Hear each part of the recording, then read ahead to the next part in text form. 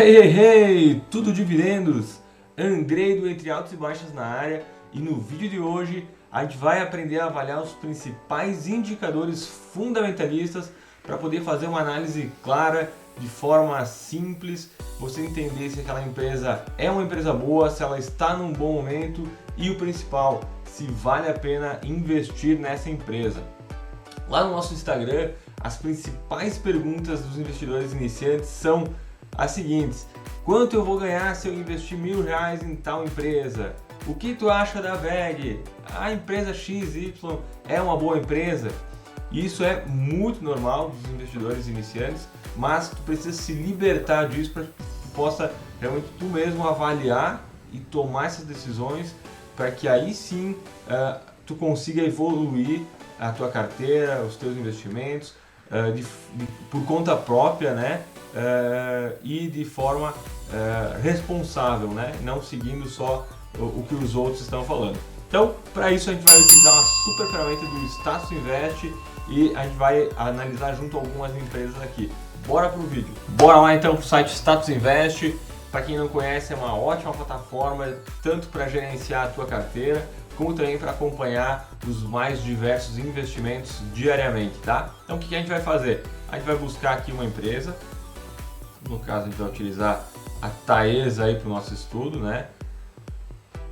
Então, vamos lá, a gente vai acessar os indicadores da Taesa e aqui a gente vai fazer uma comparação com algumas outras empresas e eu vou explicar os principais aí indicadores que eu acho que são muito importantes tu conhecer antes de comprar uma empresa, né? Esses indicadores são indicadores quantitativos, né? Então eles são números que são extraídos dos relatórios trimestrais e anuais das empresas, tá? Então vamos lá. Primeira coisa, né? O que a gente já vê aqui na nossa tela? A cotação atual, né? A gente vê a última variação do último pregão, que foi, então ela está em 38,90 e teve uma variação de menos 1,97 no último pregão, né?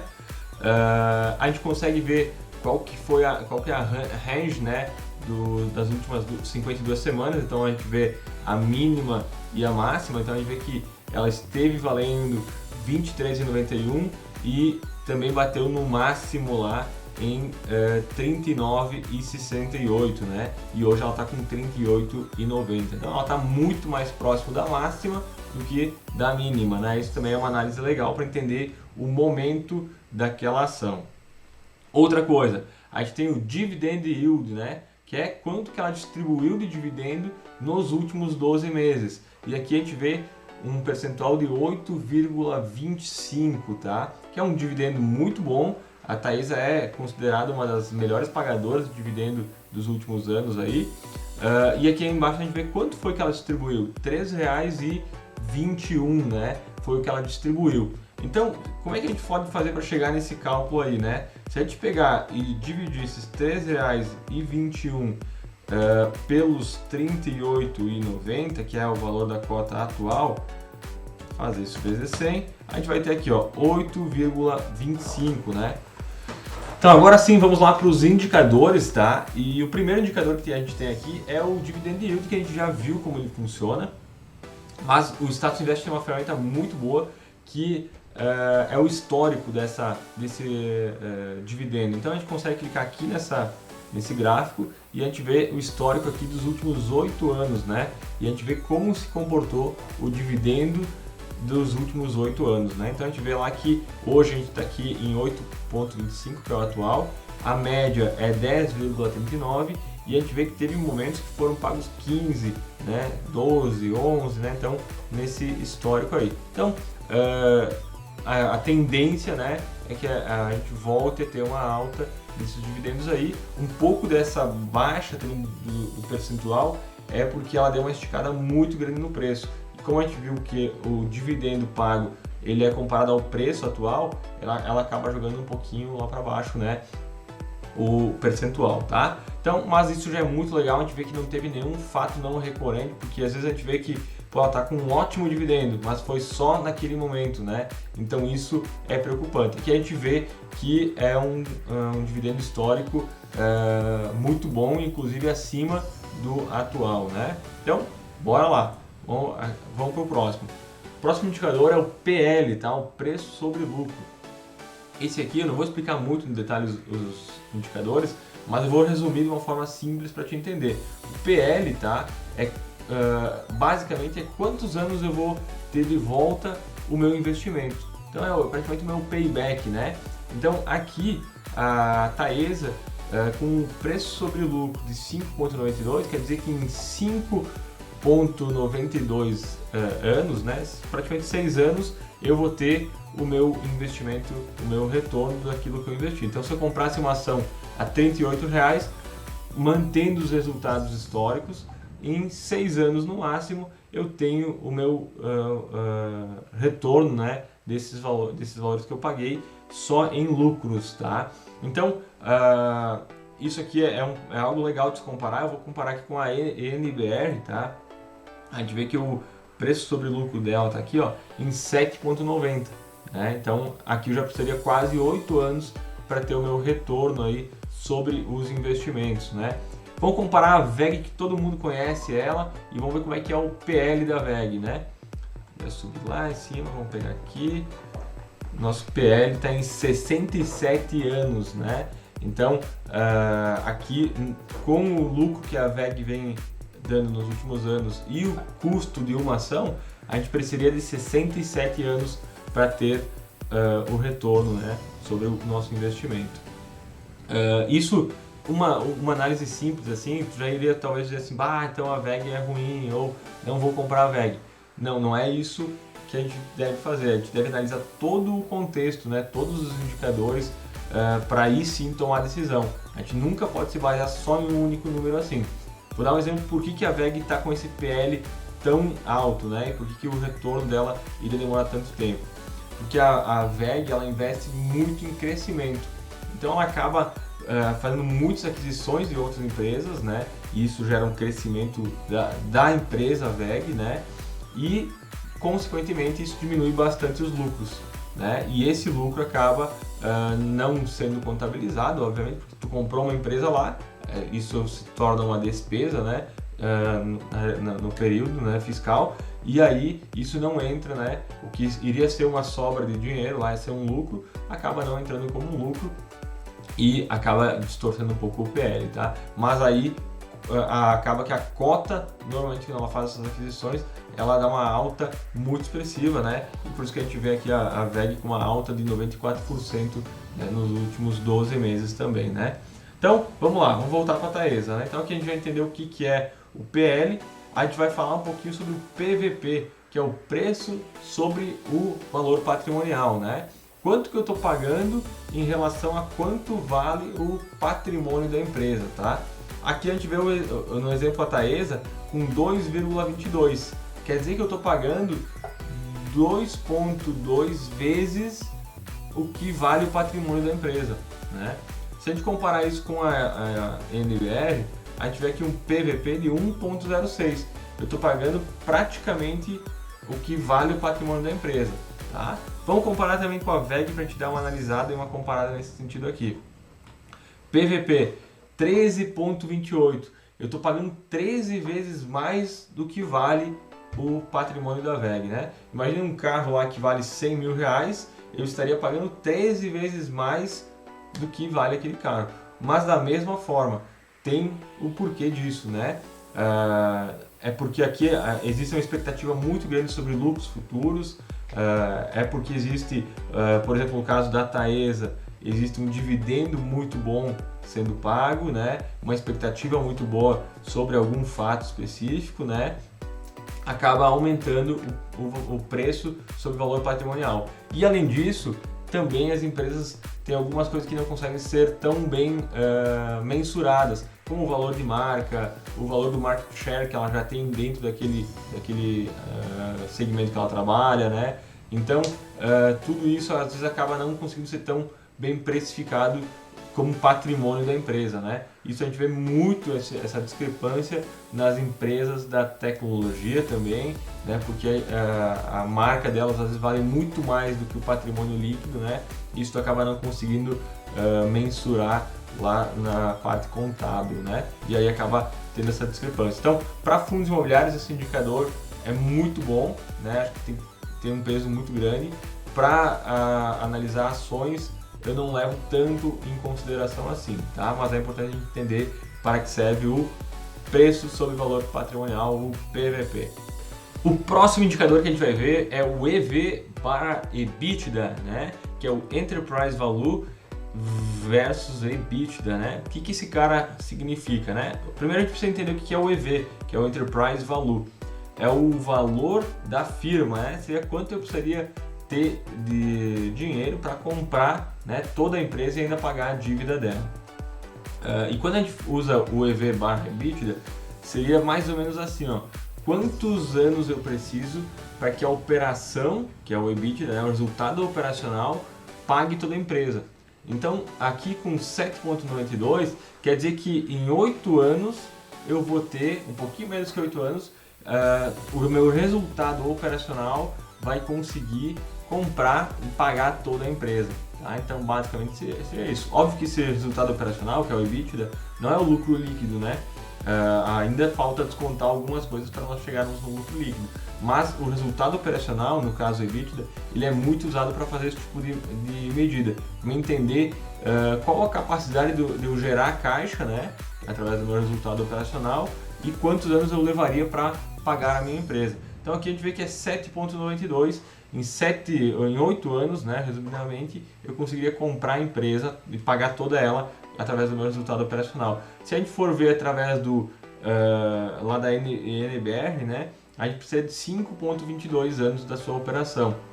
E se a gente pegar a VEG, a gente precisaria de 47 anos de operação, tá? Vamos lá, vamos para o próximo aqui. O EV/EBITDA é parecido, né? Aqui a gente vai ver o VPA, tá? Que é o valor patrimonial por ação. E aqui é legal, a gente vê na Taesa, ó, a gente tem um VPA de 17,49. Seria, se eu comprar uma ação, o valor patrimonial que eu realmente teria comprado com essa ação é 17,49, né? E isso pode ver que eu estou pagando R$ 38,90, né? Aqui entra aquela mesma questão. Se eu pegar aqui, ó, os 17,49 e fizer vezes os 2,22 aqui do PVP, né, 2,22, eu vou ter o valor, praticamente o valor de custo lá, né, o valor lá em cima da ação. Então assim que eu chego nesse cálculo aí. Então eu estou pagando 38 e alguma coisa e eu estou recebendo em patrimônio da empresa 17,49, né? Mas aqui volta aquela questão.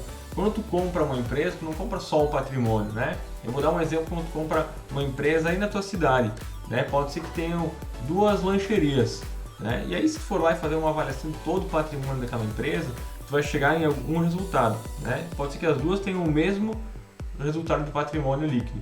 Só que uma delas está super queimada no mercado, não tem cliente, está num ponto ruim, né? E a outra já está num ótimo ponto, tá? Os clientes estão adorando os lanches, né, que são servidos nessa lancheria e assim por diante. Então tem fila de espera toda semana. Então isso com certeza gera um valor diferente, né, na hora que essa empresa for para negócio, né? E tu não vai levar só em conta o valor patrimonial e sim toda uma expectativa futura que tu já tem naquela empresa. Por isso, tu nunca pode se basear somente pelo valor patrimonial da empresa, tá? Mas é interessante entender isso e saber, tá? Vamos lá, o lucro por ação, tá? Que é o LPA, quanto cada ação teve de lucro, tá? Então aqui 6,57 foi o lucro em reais, né? Dos últimos 12 meses, tá? E isso significa o quê?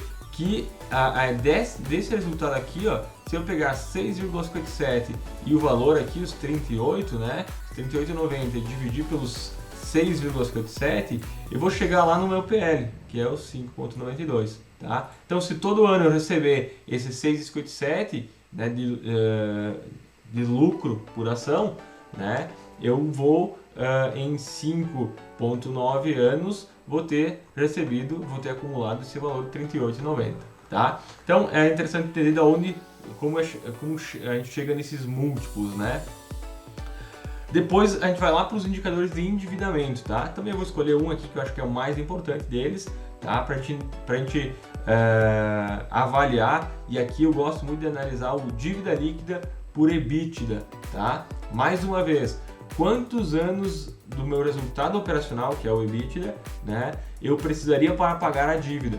Então aqui a gente vê o tamanho da dívida da empresa, tá? Falando de Taesa, a gente vê que é 2,26, tá? E isso significa que eu preciso de 2 anos e pouquinho para pagar, só do meu resultado operacional para pagar a minha dívida, né? Quando isso começa a ficar perigoso? Quando passa de 3 anos, tá? Então aí a gente já começa a ter que analisar isso com um pouco mais de detalhe, né? Porque a empresa ela começa a se considerar muito alavancada, com muita dívida, né? No caso de empresas do segmento de energia elétrica ou de concessões, isso pode abrir algumas exceções, porque às vezes elas fazem uma concessão lá para 50 anos, né, 20 anos, e aí elas fazem um baita investimento inicial, o que gera uma alavancagem em dívida, né, e depois tu passa a ter ao longo desses anos um retorno, né. Mas levando em empresas em geral, com mais de 3 aqui nesse indicador, começa a ficar bem perigoso, né. Então a gente vai ver aqui, ó, a NBR, que também é de energia elétrica, tem uma dívida líquida por EBITDA de 1,78, e se a gente for ver a VEG, né, podem ver que aqui a dívida líquida está negativa, ela tem mais dinheiro em caixa do que dívida. Esse é um outro ponto. Quando se torna sócio de uma VEG, tu vê que tu não tem dívida. A empresa ela não tem dívida, né? Aqui tem a dívida pelo patrimônio líquido, está negativo. Quando esses indicadores aqui estão negativos, quer dizer que a empresa tem mais disponibilidades, ou seja, mais dinheiro em caixa do que dívidas, né? Se a gente for ver a Taesa, a gente vê que todos eles aqui, os números estão positivos, o que para esse indicador é negativo, né? Então seria melhor se eles estivessem negativos. Mas como a gente falou, empresas de energia elétrica elas trabalham normalmente endividadas, porque elas fazem grandes projetos aí para muitos e muitos anos aí, tá? Vamos lá, dando sequência. Liquidez corrente, tá? Aqui é uma coisa importante, que a gente mede qual é a liquidez da empresa no curto prazo. Então a gente vai ver assim, quanto essa empresa tem de dívida para 12 meses e quanto ela tem em caixa para pagar essas dívidas de 12 meses, as dívidas de curto prazo, né? Então aqui ela tem 2,8 vezes mais dinheiro em caixa do que ela precisaria para os 12 meses, tá? Então isso é muito positivo. Se a gente for ver a VEG 2,13, se a gente for ver a NBR 0,93. Então a NBR ainda precisa um pouco de dinheiro para captar um pouco de dinheiro em caixa para poder cumprir com a dívida dos 12 meses, tá?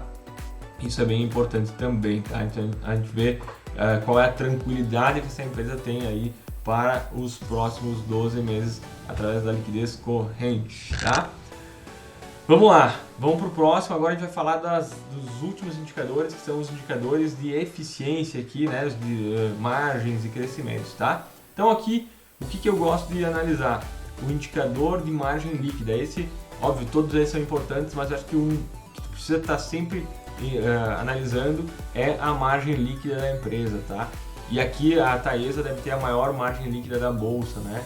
É um lucro absurdo, né? A cada 100 reais que ela recebe, 63% é lucro líquido. É absurdo isso, né? Vamos comparar um pouquinho com as outras empresas aqui, ó. A margem líquida da NBR, 10%, né? A margem líquida da VEG, 13%, né? Qualquer pessoa que começa uma empresa sabe que se tu tiver 30% de lucro é muito bom, né? As empresas hoje estão um pouco mais apertadas na maioria, né?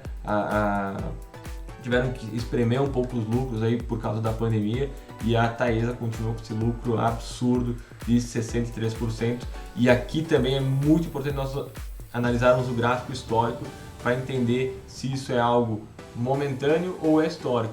E a gente vê que desde 2009 o lucro era 40%, foi subindo, e ela vem trabalhando aí com uma média de 57% de lucro, né? Então aqui a gente consegue ver todo esse lucro histórico da Taesa, e aqui a gente consegue ver que esse lucro tem fundamento, né? Essa margem líquida aqui tem fundamento, né? Se a gente pegar a VEG, por exemplo, a gente vai ver também o histórico dela aqui, e a gente vê que a VEG ela surfa aí desde 2008 nessa mesma margem.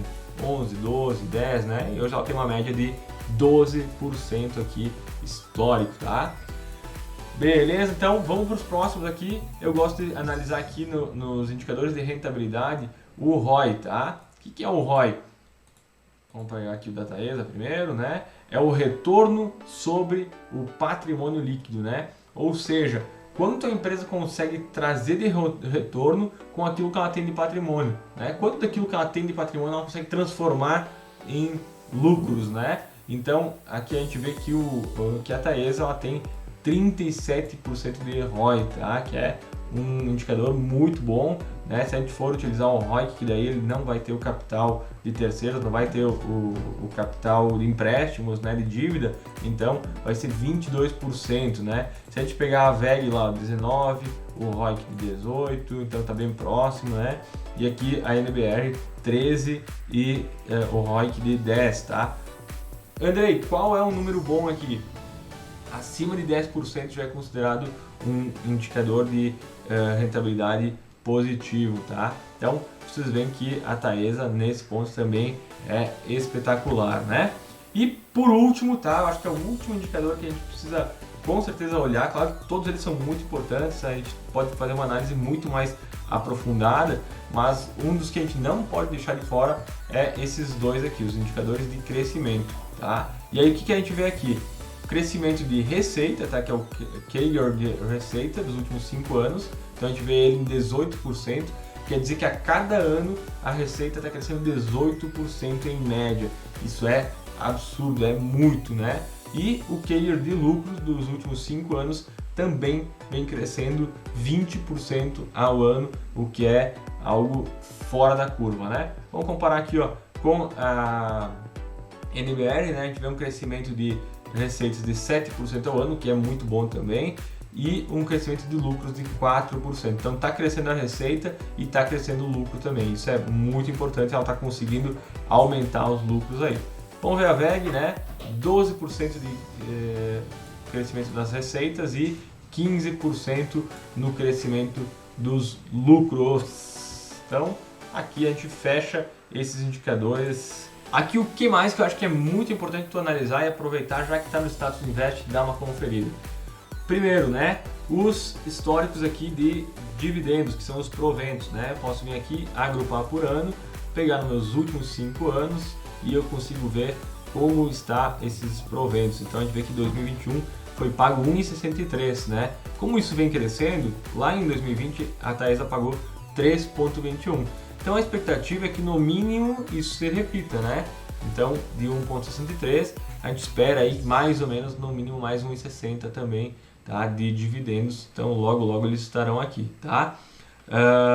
Depois aqui eu consigo ter todo esse histórico de dividendos, ó. Quando foi o pagamento desse 1,63 é no dia 31 de maio, tá? E a Datacom, olha que legal isso, a Datacom é dia 4 de maio. Então quer dizer que se tu comprar uma ação da Taesa até dia 4 de maio, tu virar o dia 4 de maio com essa ação, lá no dia 31 de maio tu vai receber 1,63 por ação da Taesa, tá? Então que é muito bom. Esse é um dos grandes motivos que fizeram ela subir e continuar subindo, porque os investidores seguem entrando nesse papel, nesse ativo, para adquirir esse direito. E aí, até o dia 4 de maio, quem tiver com as ações vai ter esse direito e vai receber esse 1,63, tá? Então, aqui a gente já consegue ter um pouco dessas informações. Um pouco mais aqui, a gente vê o payout, tá? Que é muito importante a gente fazer esse tipo de análise. O que é o payout? É quanto por cento do lucro, tá, é distribuído para os acionistas e quanto fica para a empresa para ela reinvestir, tá? Isso é muito importante, é muito normal no início os investidores buscarem empresas que têm payout de 100%, porque eles querem todo o dinheiro, eles querem, né? Só que existe uma estatística que a empresa consegue fazer o dinheiro render muito mais do que no teu bolso. Então, se a empresa segurar metade do que ela teve de lucro, ela vai comprar outras empresas, vai fazer a cota subir, vai fazer aumentar os lucros, né? E ela continua distribuindo uma parte para ti. Aí tem casos bem tristes aí no cenário de que empresas que pagavam constantemente 100%, distribuíam tudo que tinha de lucro, mas não se reinventaram. E depois de 4, 5 anos, essas empresas perderam muito do seu mercado. Um exemplo clássico desses é a Cielo, que atualmente vem sofrendo muito, e ela foi uma grande vaca leiteira que pagava muito dividendo, mas ela acabou deixando a desejar nesse sentido. Então, o que eu considero saudável? Payouts abaixo de 100%, tá? Payout, lembrando que a empresa ela é obrigada a distribuir 25% então, dos seus lucros, então o payout tem que ser no mínimo 25%, mas claro, ela precisa dar lucro para isso. E aqui a gente vê o payout da Taesa, que já foi 90, já foi 116, porque aí ela pode utilizar juros sobre capital próprio na distribuição e aí não acaba criando esses cenários de mais de 100%. Né? Então vocês podem ver que ela recebeu aqui, ó, o lucro foi de 648 milhões e ela distribuiu 755, né? Então ela distribuiu mais do que ela recebeu, ela pegou um pouco que tinha em caixa, tá? Então isso acontece às vezes. Então aqui foi 80%, foi 65% e aqui em 2020 foi 68%, né? Então a gente já tem um percentual de lucro ficando no caixa da empresa, tá? Então aqui a gente vê toda esse histórico do payout da empresa, o que é muito bom, é uma análise legal de ser feita. E além disso, tem então as informações, a quantidade de ações que tem no mercado, quanto dessas ações estão no mercado, então que é o free float, né? E além disso, eu gosto de analisar aqui o DRE da empresa, né? Então a gente vê aqui esse DRE, né? O que a gente tem aqui? É uma forma rápida de tu ver o seguinte, né? Qual está sendo o tamanho das receitas? Aqui a gente vê a receita em azul fraquinho. Qual está sendo o tamanho dos custos, né? Então tu vê que os custos que são azul forte estão aumentando, mas também está aumentando os lucros, né? As receitas, tá? E aí essa linha laranjada é a linha dos lucros, né? Então a gente vê que o lucro está crescendo aqui junto com a receita, tá? Vamos ver isso na NBR lá, se a gente consegue comparar isso nesse mesmo formato.